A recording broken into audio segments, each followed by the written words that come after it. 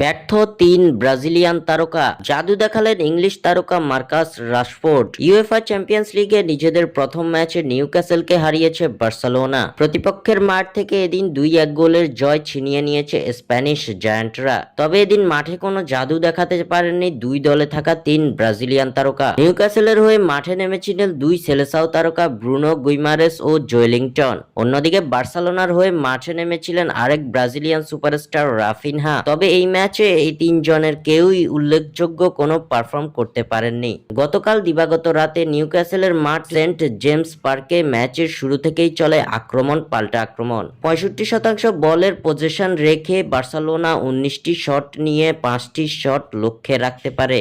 বিপরীতে 10টি শটের 6টি লক্ষ্যে ছিল নিউক্যাসলের। তবে সুযোগ মিসের ভিড়ে প্রথমার্ধ শেষ হয়েছে গোলশূন্য ড্র দিয়ে। দ্বিতীয়ার্ধে যেন নিজের যোগ্যতার প্রমাণ দিলেন বার্সার ইংলিশ তারকা মার্কাস রাশফোর্ড। ম্যাচের ডেডলক ভাঙে 58তম মিনিটে। ডিফেন্ডার জুলস কুন্দের ক্রসপে ডি বক্সে রাশফোর্ড গতিময় হেডে বল জালে পাঠান, যা বার্সার হয়ে এই ইংলিশ ফরওয়ার্ডের প্রথম গোল। এর 9 মিনিট পরে দৃষ্টিনন্দক গোলে লিড ব্যবধান দ্বিগুণ করেন তিনি।